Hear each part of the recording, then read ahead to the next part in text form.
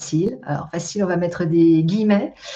Je vous propose de rester en ligne pendant les quelques petites secondes qui nous séparent de 13 heures en heure de Paris à Paris, pour que, en heure de, oui, enfin en heure de Paris, pour que, eh bien, nous soyons pile à l'heure pour le démarrage de ce webinaire. Donc surtout pour ceux d'entre vous qui êtes déjà là, restez raccrochés, c'est vraiment l'affaire de quelques secondes.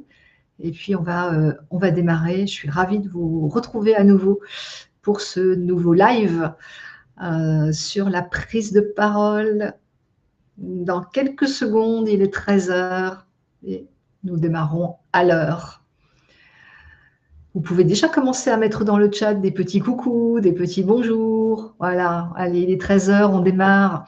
Bienvenue dans ce webinaire intitulé aujourd'hui « 3 clés pour une stratégie gagnante » et nous allons voir ensemble qu'est-ce que ça veut dire que cette histoire de stratégie et comment faire pour que la stratégie soit gagnante. Alors, pour ceux qui ne me connaissent pas, je m'appelle Sophie Baker. Je suis coach, formatrice, consultante en prise de parole et j'accompagne des dirigeants, des managers, des élus sur toute leur situation de prise de parole, qu'elle soit au quotidien, managériale, qu'elle soit dans des circonstances plus formelles ou bien qu'elle soit aussi face aux médias. Je suis une ancienne journaliste et j'ai une approche de la prise de parole par la construction des contenus, par le narratif. Et c'est ça que je vais vous expliquer et vous présenter ici aujourd'hui. Alors, il y a quelques bonjours qui arrivent déjà, mais je vais vous proposer d'être plus actif dans ce webinaire, plus interactif. Je vais démarrer en vous posant 3 questions que je vais afficher sur les slides. Et ces questions vont nous permettre de commencer à déplier ce sujet qui est celui de la stratégie gagnante, donc pour une prise de parole plus impactante, plus assurée. Je vous propose de répondre dans les questions que je vais vous afficher, je vous propose de répondre dans le même corps de message pour que je puisse avoir votre réponse à la question Q1, puis Q2, puis Q3, dans le même message pour que je puisse traiter vos réponses. Alors, je ne vais pas pouvoir traiter toutes vos interactions. Je vais quand même en profiter pour déplier un certain nombre de considérations, vous allez voir. Et puis, vous avez peut-être remarqué que sur la barre du haut, sur votre écran, vous avez un rendez-vous, vous avez une barre pour prendre rendez-vous. Donc, si je n'ai pas répondu à vos questions spécifiques d'ici la fin de ce webinaire, eh bien, nous pouvons poursuivre l'échange en calant un rendez-vous qui ne vous engage à rien. Voilà, donc là, le tableau est planté. Si vous avez des questions, vous pouvez les poser dans le chat. Alors, les 3 questions à laquelle je vous propose de répondre. La première question est la suivante. Quelle fonction occupez-vous dans l'organigramme? Ça nous dit déjà beaucoup de choses sur les situations de prise de parole dans lesquelles vous vous trouvez, l'enjeu que ça représente pour vous et quel type d'auditoire vous êtes supposé avoir face à vous. Est-ce que vous intervenez face à un CODIR? Est-ce que vous êtes vous-même membre du CODIR? Dans ce cas-là, vous intervenez devant un COMEX. Bref, la fonction que vous occupez donne déjà beaucoup d'indications sur la nécessaire stratégie à développer pour gagner en impact en prise de parole. Ensuite, quels obstacles rencontrez-vous sur le sujet de la prise de parole? Alors, certains parfois me disent moi, je n'ai pas d'obstacle ou je ne vois pas très bien ce que ça veut dire. Je vous laisse y réfléchir un petit peu plus approfondi. Et puis, on va, une fois encore, sur les réponses que vous allez me faire dans le chat, eh bien, je vous aiderai à qualifier vos obstacles. Il n'y a pas de honte à ça. J'ai l'habitude de dire qu'il y a une différence entre parler et prendre la parole. Parler se fait à l'instinct, intuitivement, on va dire. Prendre la parole, c'est une expertise, c'est une compétence. Et c'est en cela qu'il faut de la technique, de l'entraînement, bref, autant de choses que nous allons voir durant ces 45 minutes de webinaire. La troisième question est la suivante. Quels enjeux de prise de parole vous avez pour 2026? Alors, on est encore en début d'année 2026, on va dire. Donc ça marche. Est-ce que vous avez une prise de parole avec une échéance clairement identifiée dans votre agenda? Est-ce que ce sont des enjeux de monter en compétences progressivement parce que, par exemple, vous allez changer de poste, parce que vous avez une ambition de changer de poste, parce que vous avez l'ambition de d'une promotion, de vous installer en indépendant? Alors là, j'ai une première réponse. Le trac et perdre le fil de ma prise de parole. Bah, alors là, je n'ai pas de Q1, Q2. Allez, je vais prendre Lydie Cagnot, responsable pôle RH. Ce qui vous freine, c'est le regard du public, la peur de ne pas trouver mes mots, et puis ensuite être plus à l'aise face à un public ou face à la direction. Donc effectivement, ce que je comprends, c'est qu'en tant que responsable RH, eh bien, vous avez à la fois des prises de parole en N-1 et parfois en N+1. Alors, quand vous dites que… alors, j'ai perdu le chat, il faut que je remonte. Ben, ça ne marche pas très, très bien. Donc, vous avez peur, je crois, disiez-vous. Il faut que j'arrive à remonter dans le chat, mais voilà. Responsable RH, le regard du public, la peur de ne pas trouver vos mots. Ok, le regard du public, en fait, c'est bien ça qui fait la différence entre parler et prendre la parole. Quand vous parlez au restaurant, avec vos amis, en famille, on sent moins, ou non, on ne sent pas ce regard des autres sur soi. Quand on est en prise de parole, on a le regard des autres sur soi, et c'est ça qui va changer la donne, parce il va falloir se tenir face aux autres. Et cette pression qui est mise, eh bien, c'est celle-là qui va faire que parfois, effectivement, on va perdre le fil de ses idées et perdre ses mots. C'est en cela qu'il faut de la technique. L'une des conditions de mettre en place une stratégie gagnante, c'est de considérer cette dimension de nécessaire technique, et je vais vous expliquer mieux un petit peu plus loin qu'est-ce que j'entends par cette dimension de technique. Je vais prendre un autre cas. Vous êtes formatrice, directrice, vous avez peur d'être ridicule. Alors là, tout d'un coup, il y a pas mal de choses dans le chat. Vous avez peur d'être ridicule, de ne pas savoir garder l'attention des participants. Et vous avez une conférence de presse prévue en novembre. Mais formidable, bienvenue au club. Donc ça, c'est tout à fait intéressant.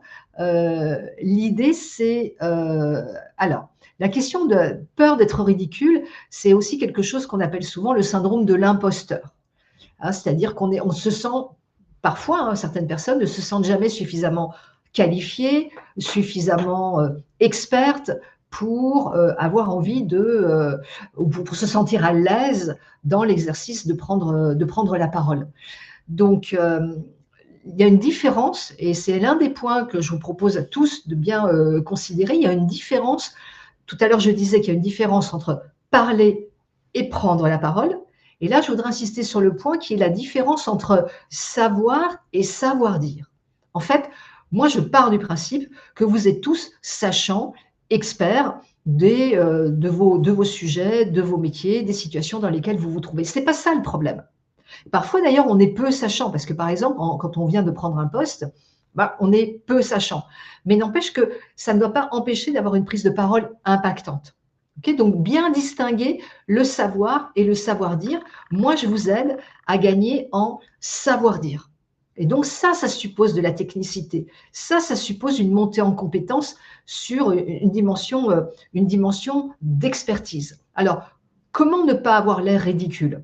Quel serait, je ne sais plus qui, voilà, si c'était Abir, je crois. Comment ça se manifeste, cette peur d'être ridicule? Qu'est-ce qui se passe, qu'est-ce qui se passerait? Comment ça se manifeste, cette dimension ridicule dans laquelle vous pourriez vous trouver? Alors, ça peut être Abir qui répond, mais ça peut être aussi quelqu'un d'autre. Comment est-ce que ça se manifeste? Ça se manifeste par une posture incertaine, ça se manifeste parce qu'on devient tout rouge, ou qu'on devient tout vert, ou qu'on devient tout blanc. Comment est-ce que ça se manifeste? C'est ça que je vous demande, que je vous propose de considérer en analyse du problème. C'est-à-dire que plus vous allez pouvoir les uns les autres qualifier votre situation par rapport à la prise de parole, plus vous allez qualifier vos besoins, plus le coach, que ce soit moi ou n'importe lequel d'entre nous, hein, plus le coach va pouvoir apporter la bonne réponse en vis-à-vis de la question. Et souvent, ce que nous observons, nous, les coachs en prise de parole, c'est que les personnes qui viennent nous voir ont en fait des demandes beaucoup trop larges, beaucoup trop peu qualifiées. Je vais prendre un exemple. Je vais prendre une métaphore. Imaginez que je suis nutritionniste et que vous soyez dans une conférence sur comment maigrir. On est nombreux à avoir toujours besoin ou envie de perdre des kilos. Mais selon l'enjeu pour vous, selon la situation où vous vous trouvez, mais selon l'enjeu pour vous, eh bien, vous voyez bien que les réponses que le nutritionniste va pouvoir vous apporter ne sont pas les mêmes. Et moi, je travaille avec des gens qui ont identifié des enjeux importants. Autrement dit, en quoi ça va changer votre vie? C'est vraiment ça que je vous propose de considérer, c'est que gagner en compétences en prise de parole, acquérir de la technique, eh bien, ça va changer votre vie. De la même manière que suivre un plan nutritionnel avec une stratégie de nutrition derrière, hein, si je reste sur la métaphore, eh bien, ça va changer votre vie et ça va changer votre vie au quotidien et pas seulement dans la perspective d'une prise de parole forte, comme cette personne qui nous disait qu'elle avait un passage média en novembre. Alors, Paul Hervé, chef de département, membre du CODIR, traque surtout de ne pas maîtriser vos sujets, emmené à prendre un poste de direction. Oui, vous êtes au bon endroit, Paul Hervé. Alors, vous ne maîtrisez pas vos sujets? Si, vous les maîtrisez. Écoutez-moi bien, ce qui vous manque, c'est le savoir-dire. Ce n'est pas le savoir. Le savoir, vous l'avez. Vous êtes déjà membre du CODIR et vous êtes appelé à prendre un poste de direction et peut-être à monter au COMEX. Donc, votre savoir, vous l'avez. Il est reconnu. Maintenant, effectivement, comment organiser vos éléments narratifs, hein, comment construire le récit pour qu'il y ait alignement entre votre savoir et votre savoir-dire. Est-ce que ça vous parle, ça, les uns et les autres, cette dimension de aligner mon savoir avec mon savoir-dire, c'est-à-dire que ma prise de parole soit à la hauteur de ma dimension de compétence. Vous voyez, il est là l'enjeu en prise de parole. C'est-à-dire que on vous reconnaît des compétences, on vous voilà, on sait, puisqu'on vous a recruté, on sait que vous êtes hyper performant, mais dans le monde d'aujourd'hui, dans ce monde-là, hein, celui qui est hyper connecté, celui des technologies de la communication, eh bien, dans ce monde-là, il y a un vrai challenge. Alors, une fois encore, en fonction de votre position, de votre fonction, et c'est pour ça que la dimension de fonction est importante, il y a un vrai challenge sur cet alignement entre le savoir et le savoir-dire. Donc, je suis contente que certains d'entre vous rebondissent. Voilà, c'est pour ça que la prise de parole, c'est de l'entraînement continu, dit quelqu'un, justement pour savoir gérer au mieux les imprévus. Alors, je voudrais rebondir là-dessus aussi. C'est vraiment intéressant tout ce que vous mettez dans le chat. Et même si je prends qu'au fil de l'eau, continuez de mettre des choses dans le chat. L'entraînement ne suffit pas. C'est-à-dire que vous avez beau en faire souvent, vous avez beau en faire beaucoup, eh bien, s'il n'y a pas de technique, hein, si on ne sait pas comment faire, comment s'améliorer, eh bien, ça ne suffit pas d'en faire beaucoup pour gagner réellement en impact et en compétences. Pour le coup, je vais prendre une autre métaphore. Je vais prendre la métaphore du prof de tennis et du tennis en général. Vous pouvez toujours tapoter la balle. Pour ceux qui ont une vague notion de tennis, vous pouvez toujours taper la balle intuitivement. Mais le prof de tennis, lui, il va vous donner une technique pour taper la balle. Par exemple, pour le coup droit, il va vous apprendre la technique de vous mettre perpendiculaire au filet, de plier les genoux, d'armer le bras, de taper la balle à hauteur de hanche, d'accompagner le geste. Tout ça, c'est de la technique. Et c'est cette technique-là qui va vous permettre de progresser et donc de gagner de gagner en aisance et en impact. Alors, si je remonte un tout petit peu dans le chat, qu'est-ce que vous m'avez mis d'autre? On a le poste de gérante et coach, peur d'être incomprise ou pas assez explicite, manager, conseiller, orienter. Voilà, pour la personne qui est HSA Consulting, vous voyez, votre demande, elle est trop générique. Qualifiez-la. Alors là, dans le chat, si vous voulez, ou bien pour vous, avec vous-même, ou en rendez-vous individuel, si vous voulez qu'on continue d'interagir. Mais votre demande, elle n'est pas suffisamment qualifiée. C'est comme si vous arriviez chez un nutritionniste en disant, voilà, je voudrais maigrir. Vous voyez, ce n'est pas suffisant pour que le coach puisse réellement adapter une stratégie singulière pour chacun d'entre vous à votre situation de devoir monter en compétence. Alors, je vais vous retourner sur les slides pour vous parler d'un cas type que j'ai accompagné, dans lequel vous allez peut-être vous retrouver. Hein. L'idée, c'est que voilà, que vous soyez le plus grand nombre à vous retrouver dans ce que je suis en train de vous raconter. Donc, elle s'appelle Catherine, elle est trader en banque d'investissement. Alors, elle aussi, elle est venue me voir à la au mois de juin, je crois, dernier. Et alors, elle aussi, est syndrome de l'imposteur. Elle est dans un monde masculin, elle est femme, elle est plutôt jeune par rapport à la moyenne d'âge. Ça fait moins longtemps que les autres, me dit-elle, qu'elle est dans ce métier. Ça fait que 7 ans et pas 25. Et elle a une situation de prise de parole très bien identifiée, puisque à la mi-septembre, donc on est en 2025, à la mi-septembre, elle doit intervenir dans un colloque international qui se déroule en Espagne, je crois, à Barcelone, et donc en langue anglaise, avec un public très averti, très haut de gamme, où son entreprise, sa banque, l'envoie pour représenter sa banque. Donc il y a à la fois un enjeu d'image pour elle, en tant qu'individu, mais évidemment aussi un enjeu de représentation pour la structure qui lui fait confiance et qui l'envoie. Et donc, on va travailler sur un parcours d'accompagnement. Alors, la stratégie suppose aussi qu'il y ait un parcours. C'est-à-dire qu'on n'est pas sur un one-shot, même si, pourquoi pas, vous pouvez aussi prendre un one-shot, mais on est vraiment sur quelque chose qui va être un parcours d'accompagnement. Une stratégie, ça induit quelque chose au moins sur du moyen terme. On n'est pas forcé d'être sur du très long terme. Vous voyez, là, on était en juin pour Catherine et l'atterrissage était mi-septembre. Donc, on n'est pas non plus sur des choses très, très, très longues. Mais en tout cas, voilà, il y a cette démarche de temps investi.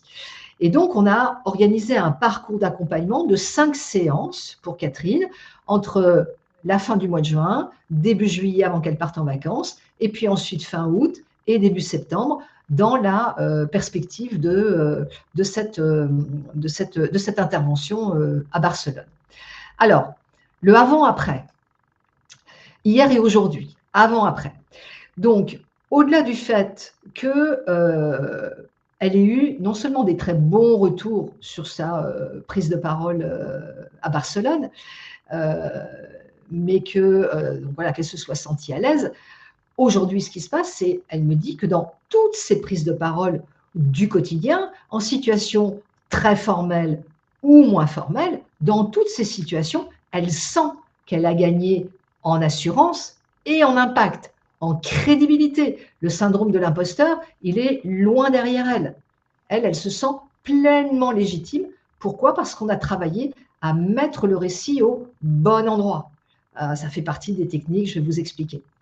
Et donc, elle a gagné non seulement sur cette échéance de Barcelone, mais elle a gagné en performance, en rassurance au quotidien. Et c'est vraiment ça qui compte quand on s'embarque sur une stratégie de prise de parole, c'est d'être vraiment dans cette dimension que ça change la donne, hein, qu'il y a un avant et un après. Peur de prendre la parole à cause de retours négatifs de ma hiérarchie dans mon ancien travail. Oui, il y a beaucoup de psychologique aussi dans le sujet de la prise de parole. Je vais rentrer dans la tambouille. Je vais rentrer dans la manière dont moi je vous accompagne. Hein, 3 clés pour une stratégie gagnante, comment je vous accompagne. Donc déjà, je vous accompagne en faisant ce travail qu'on a commencé à faire dans ce webinaire, qui est d'apprendre ou de vous aider en tout cas à mieux qualifier votre demande, à mieux discerner vos enjeux, à mieux vous identifier ce que ça changerait à votre vie, à ce que ça changerait à votre vie au quotidien. J'insiste sur le quotidien. Donc, il y a ce travail-là à faire. Et puis ensuite, je vous ai dit je vous ai beaucoup dit qu'il y avait une question de technique, acquérir de la technique. Quand je vous ai parlé, par exemple, de la métaphore avec le tennis. Okay. Il faut acquérir de la technique. Et j'ai mis au point une technique que j'ai appelée la méthode du losange, que vous pouvez trouver en open source sur Internet. Donc, vous tapez méthode du losange et vous allez me trouver facilement. Ici, à gauche, vous avez le logo et à droite, vous avez la couverture de l'un des 2 livres que j'ai écrit sur cette méthode du losange. Alors, qu'est-ce que c'est que cette méthode du losange? Eh bien, c'est une méthode de construction de récits et donc, une fois encore, à la différence d'un comédien ou d'un psychologue, moi, je vais travailler la prise de parole sous l'angle de la construction du récit. Par exemple, je vais travailler sur la dimension concrète du récit. Plus votre récit est concret, factuel, adossé sur des faits, plus ça va permettre l'ancrage corporel. Est-ce que vous avez déjà entendu parler du non-verbal? Alors là, il y a une petite joke, la prise de parole, c'est aussi l'art du silence. Alors moi, je préfère parler de l'art de la pause, de faire des pauses. Et on peut faire des pauses quand on sait où on est dans le récit. Je reviens à ma question précédente. Est-ce que vous avez déjà entendu parler du non-verbal? Est-ce que vous savez ce que recouvre le non-verbal, ce qu'on appelle en bon français le body language, en anglais évidemment, body language? Allez le chat, réveillez-vous. Je ne sais pas si c'est parce que c'est le chat qui… Alors, non, les 3 V, ok. Verbal, vocal, visuel pour la mine, ok. La posture des Lydie. Michel dit yes, elle sait, ok. La posture, le visuel, oui, vous savez, ok. Alors, vous savez quoi sur le non-verbal? Donc, on a déjà dit la posture. Qu'est-ce qu'il y a d'autre comme élément impactant du non-verbal? L'expression du visage, oui. L'ancrage au sol, oui. L'eye contact, oui. Ok, quoi d'autre? L'intonation, ah, j'attendais que quelqu'un soulève le point du ce qu'on appelle le paraverbal ou le vocal. Donc, pour résumer, on a dans le non-verbal, on a le visuel c'est-à-dire ce que l'auditoire comprend avec ses yeux, ce qui va frapper ses yeux, le visuel. Donc, on va avoir la posture, la gestuelle, l'ancrage, effectivement, les mimiques, les expressions faciales, le regard, le sourire, le dress code, le fond. Tout ce qui est perçu par les yeux. Et puis, on a ce qu'on appelle aussi le vocal, ou bien qu'on appelle aussi parfois le paraverbal. Alors oui, la vitesse du parler, le débit de voix. Dans le vocal, on va avoir le débit, la prononciation, les intonations, les inflexions. Et là, on en vient aussi aux pauses, au silence, aux respirations narratives. Okay. Mais donc, donc, tout ça est très important. Est-ce que vous connaissez les ratios d'impact? Est-ce que vous savez qu'est-ce qui est le plus frappant, marquant pour votre auditoire? Le verbal ou le non-verbal? Les mots ou les gestes? Qui sait? Alors, 55, 80-20, non-verbal, le non-verbal, le non-verbal. Oui, vous avez raison. Alors, c'est 80-20, c'est 70-30. Moi, je travaille sur la loi de Merabian qui dit 55 pour le visuel, 38 pour le vocal. Donc, ça fait 93 contre 7%. Ce qu'on observe, écoutez-moi bien, ce qu'on observe, c'est que c'est ce que j'ai dans la tête qui se répercute sur mon corps. Autrement dit, plus dans ma tête c'est clair, plus mon corps va naturellement trouver la bonne posture. Et pour prouver ça, moi je travaille toujours avec la caméra, j'enregistre les simulations de prise de parole des champions que j'accompagne et ensuite on débriefe pour voir cette articulation entre verbal et non-verbal. Le non-verbal illustre le discours, les paroles, dit Laurent. Oui, alors il l'illustre, mais je préfère dire qu'il le soutient. C'est-à-dire que ce n'est pas les mots et ensuite mon geste, mais c'est vraiment cette dimension holistique corporelle. Oui, c'est ça. Le non-verbal exprime, effectivement, le non-verbal exprime ce que j'ai dans la tête. Donc en fait, la méthode du losange, elle permet, par la construction narrative, de monter en impact sur toutes ces dimensions verbales et non verbales. Alors ensuite, parce que je vois que l'heure tourne, ce qui est important, donc, c'est acquérir de la technique, mais c'est aussi mettre en place un plan d'entraînement. Là, je vais reprendre la métaphore sportive. Comment appelez-vous ce qui est entendu par les oreilles? C'est le vocal. Alors, paraverbal ou vocal? En fait, il y a des gens qui disent c'est du paraverbal, c'est synonyme de vocal. Donc, tout ce qui va être du registre du vocal, Catherine, c'est-à-dire tout ce qui est capté par les oreilles, débit, prononciation, inflexion, etc. L'entraînement, j'en étais là, sur l'entraînement. Je reprends la métaphore sportive. Tout à l'heure, je vous ai parlé du prof de tennis qui vous aidait à acquérir de la technique. Mais pour acquérir de la technique, il faut désapprendre les anciens usages pour en réapprendre de nouveaux. C'est comme pour tout. Le piano, la guitare, le tennis, le golf, le foot, tout ce que vous voulez. Il faut désapprendre l'intuition pour acquérir de la technique. Et pour ça, c'est de l'entraînement. D'où cette référence que je vous faisais avec le cas de Catherine, dont je vous ai parlé plus haut. On a démarré fin juin pour atterrir en septembre. Et après, elle a continué toute seule. L'idée, c'est que l'accompagnement vienne soutenir l'acquisition de la technique pour ensuite que chaque champion puisse progresser tout seul, éventuellement avec des piqûres de rappel s'il faut, mais en tout cas, la dimension d'entraînement, elle est essentielle. Alors, semi-verbal, moi, ça, je ne connais pas.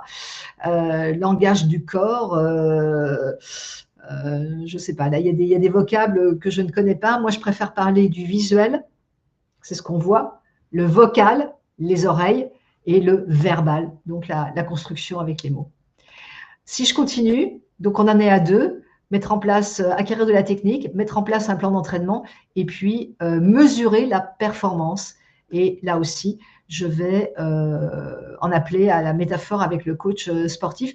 Est-ce que vous savez comment mesurer la performance à l'oral? Comment est-ce qu'on mesure la performance à l'oral? Comment est-ce qu'on peut dire, OK, là, c'était bon, là, c'était pas bon, indépendamment des opinions, indépendamment de est-ce que j'aime la personne qui parle ou est-ce que je n'aime pas, etc. Alors, Paul Hervé dit non, il ne sait pas. Qui saurait mesurer la performance en prise de parole? Eh bien, l'applaudimètre, c'est une réponse intéressante. OK. Le taux d'attention, oui, mais comment vous mesurez le taux d'attention? Le quiz, OK. Bon, c'est intéressant, il y a déjà des bonnes idées. En fait, mesurer la performance, là aussi, hein, voilà. La réponse que je préfère, c'est celle de Magnas. Je ne sais pas si c'est un nom ou un prénom, Magnas. Oui, c'est si on a retenu quelque chose. C'est-à-dire avec quoi je veux, moi qui parle, avec quoi je veux que mon auditoire, il reparte.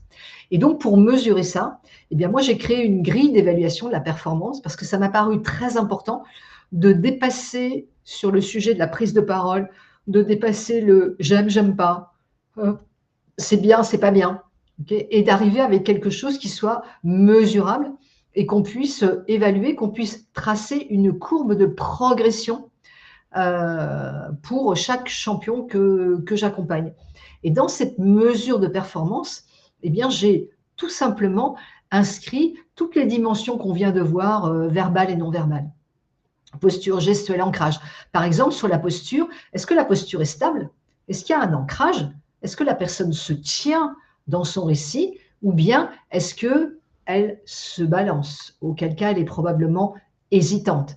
Et si elle paraît hésitante, bien sûr, elle va perdre en crédibilité, elle va perdre en légitimité. Donc, vous avez beau être très sachant, on a fait la différence tout à l'heure entre savoir et savoir dire, vous avez beau être très sachant, mais si votre prise de parole paraît hésitante, eh bien, vous allez vous discréditer. Est-ce que ça percute ça chez vous quand je vous dis ça? J'ai l'habitude de dire que aujourd'hui, la qualité de votre prise de parole, c'est votre vitrine. C'est-à-dire que si la vitrine est moche, on ne rentrera pas dans le magasin. Malheureusement, c'est comme ça dans le monde d'aujourd'hui. Dans un monde où la bande passante est saturée, où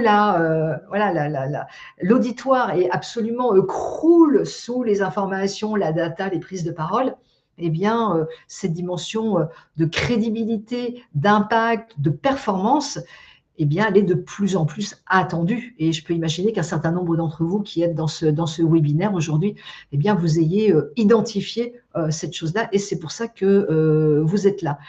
Dans le cas d'une réunion de travail, on aborde un sujet que tu ne maîtrises pas, on te demande de laisser un commentaire. Que faire dans ce cas-là? Technique de construction narrative, pour répondre à Clara, je ramène à moi, c'est-à-dire qu'est-ce que je fais sur le sujet dont il est question. Si j'en ai jamais entendu parler, ça veut juste dire que le casting de la réunion n'est pas bon et que vous n'êtes pas, et ce n'est pas votre faute, vous n'êtes pas au bon endroit parce que vous n'avez aucune pertinence sur le sujet. Mais en revanche, si c'est un sujet sur lequel vous avez travaillé mais vous ne travaillez plus ou qui est en friche, eh bien, amenez la focale narrative là-dessus. Je ne vais pas m'étendre ici, mais ça fait vraiment partie des techniques narratives. Plus largement, Clara, ça suppose de savoir gérer les imprévus. Ça suppose de gérer les situations dans lesquelles vous rencontrez un client ou un prospect dans une soirée de réseautage. Ça suppose de pouvoir répondre à votre boss quand vous le croisez dans un couloir du bureau parce que vous êtes sorti prendre un café. C'est vraiment ces techniques de construction narrative qui ramènent à vous, c'est-à-dire moi, qu'est-ce que je suis en train de faire sur le sujet sur lequel je suis interpellée. Donc, c'est de mettre la focale sur soi en tant qu'acteur. Et c'est en tant qu'acteur que je m'exprime. Bon, c'est peut-être un peu complexe, mais ça fait vraiment partie des éléments de la méthode du losange. Une fois encore, vous pouvez aller voir ça sur Internet. Je ne vais pas exposer ici la méthode du losange. Je préfère continuer de vous emmener sur cette dimension de stratégie de porte-parole-là. Mais voilà, je pense que je vous ai déjà donné des tips pour comprendre, Clara. J'en étais où? Mesurer la performance. Donc, 3 clés pour une stratégie gagnante. Acquérir de la technique, mettre en place un plan d'entraînement et mesurer la performance. Là aussi, je peux aussi revenir sur le nutritionniste, la métaphore du nutritionniste. Vous pouvez avoir besoin simplement de quelques tips. Alors, je vais arrêter de manger du pain, je vais arrêter de mettre du ketchup avec les frites.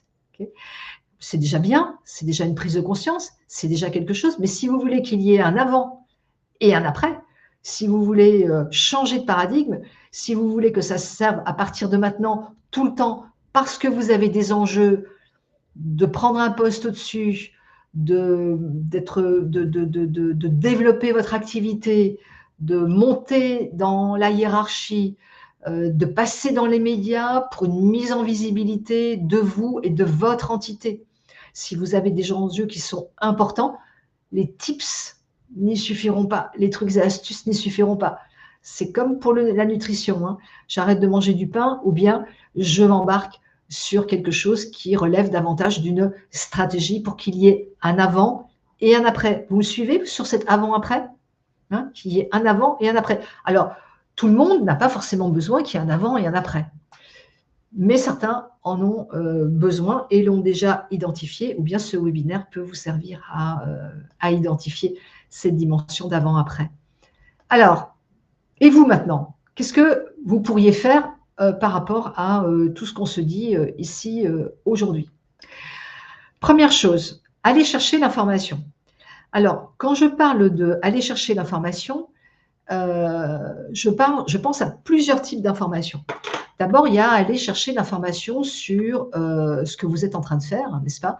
C'est-à-dire les différents coachs en prise de parole, quelles sont leurs approches, comment ils mesurent la performance, quelles sont les techniques qu'ils vous proposent, au-delà des tips, hein, des trucs et astuces. Est-ce qu'ils ont de la technique? Est-ce que ça vous convient? Est-ce que ça ne vous convient pas?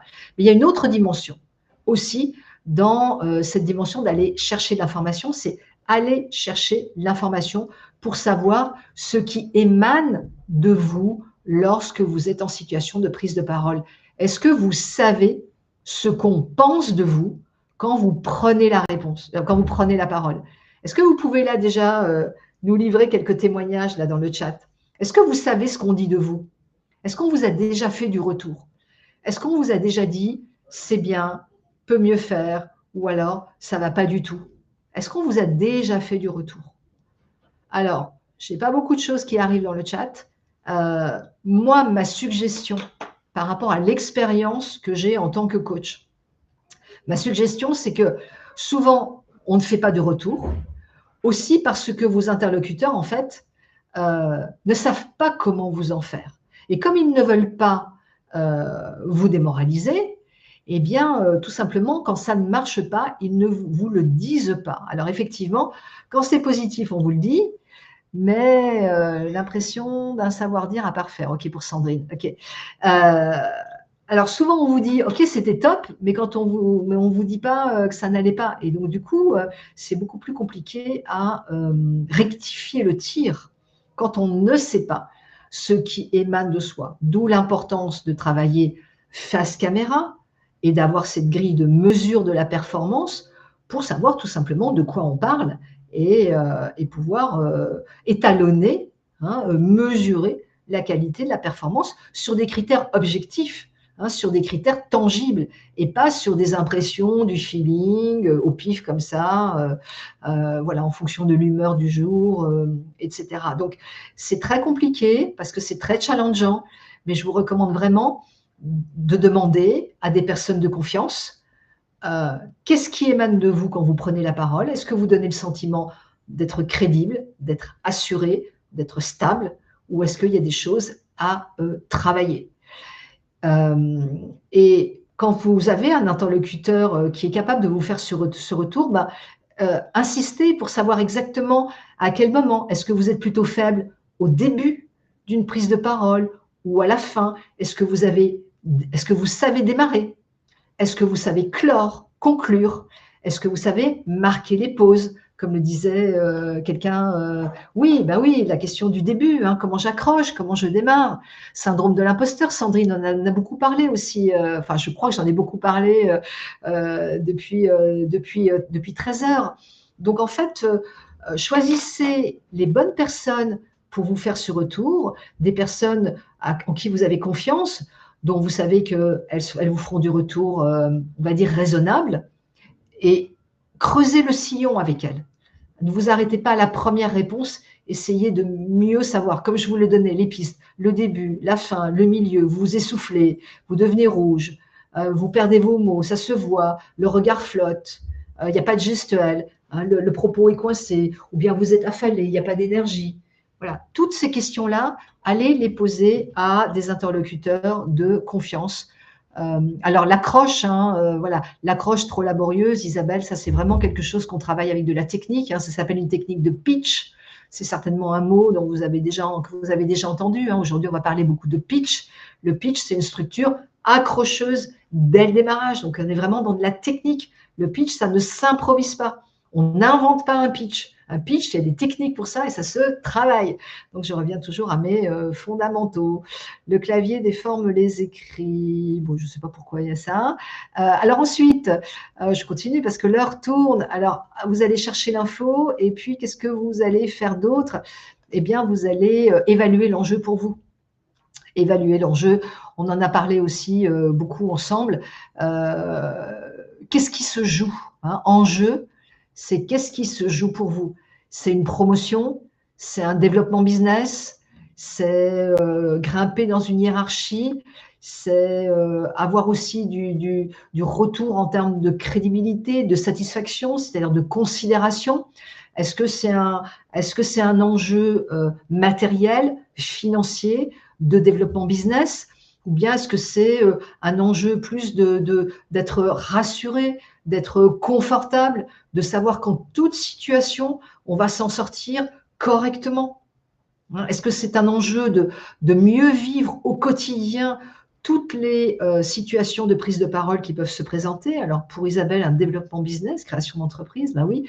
Donc, est-ce que c'est un enjeu matériel, financier, ou, hein, les deux sont possibles? Est-ce que c'est un enjeu plus de vous sentir tout le temps en confiance, être sûr qu'en toute situation, même à l'impromptu, eh bien, vous aurez un propos qui sera à la hauteur de votre dimension, qui sera donc alignée.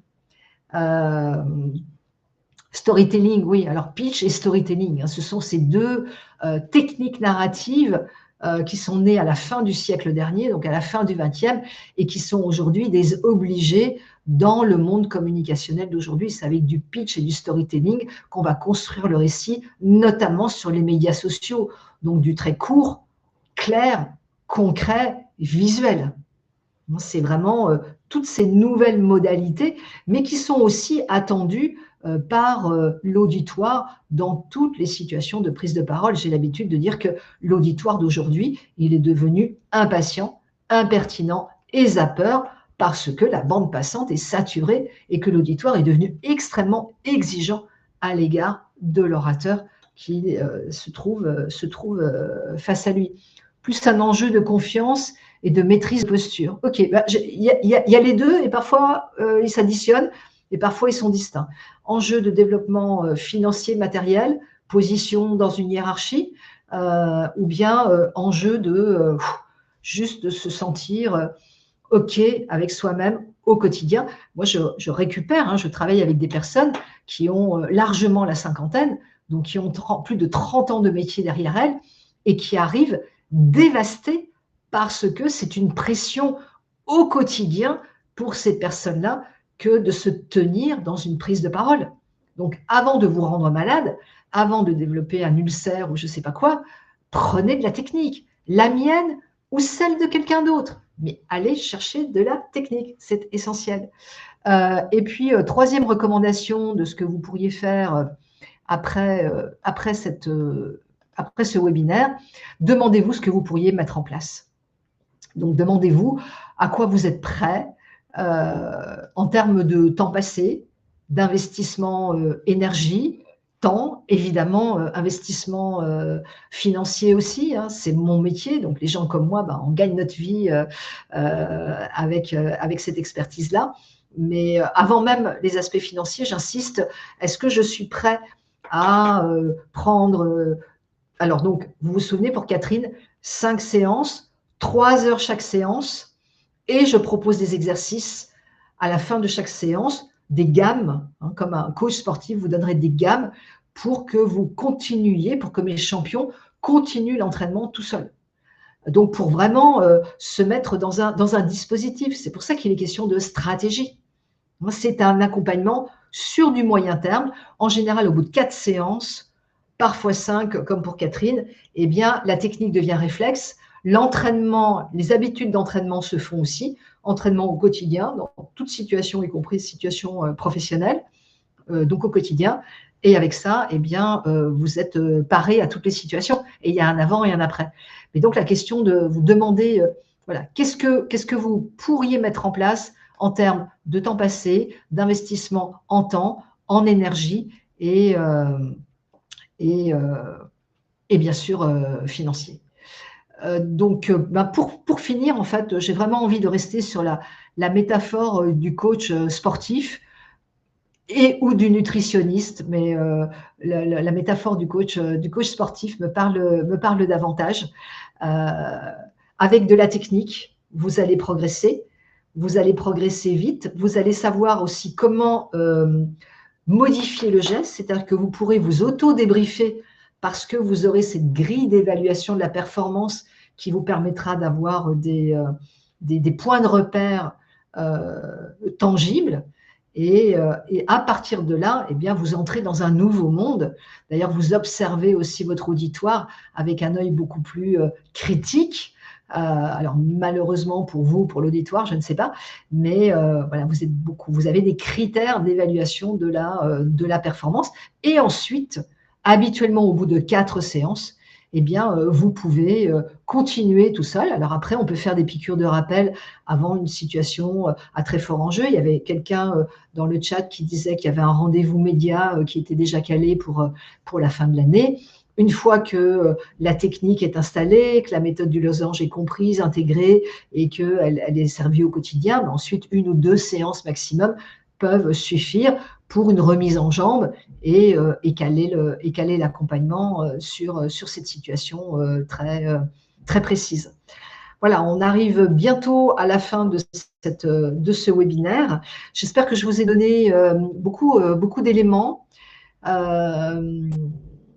la prise de parole est une des formations qui a un impact positif sur votre leadership. Alors, je ne sais pas si c'est une question ou si c'est une affirmation, mais en tout cas, Lamine, résolument, je m'inscris dans cette dimension-là. Oui, un leader qui va pouvoir, un manager dirigeant qui va pouvoir être un leader, c'est-à-dire embarquer son… Oui, c'est une affirmation, ok, on est raccord, Lamine, on est raccord. Un manager dirigeant qui va embarquer ses équipes, si sa prise de parole est déficiente, si elle est challengée, si elle n'est pas à hauteur, eh bien, il va avoir beaucoup plus de mal. Alors après, il y a d'autres techniques, il y a d'autres méthodes, mais voilà, la prise de parole, c'est un moyen simple, 4 séances, 4 fois 3 heures. Bon, en tout cas, c'est la formule habituelle chez moi, hein. Après, il y a d'autres coachs, une fois encore, qui font, voilà, qui font beaucoup d'autres choses. Donc, je crois que le moment est venu pour nous de nous séparer. Je vous remercie d'avoir été proactif dans le chat. Si vous avez envie de continuer cet échange, eh bien, vous cliquez sur la prise de rendez-vous ou bien vous trouvez via mon site web. Et puis, j'espère avoir de vos nouvelles de manière ou d'une autre, y compris peut-être sur LinkedIn par des échanges dans la messagerie LinkedIn. Je vous dis au revoir et peut-être à bientôt. Ciao, ciao, prenez soin de vous.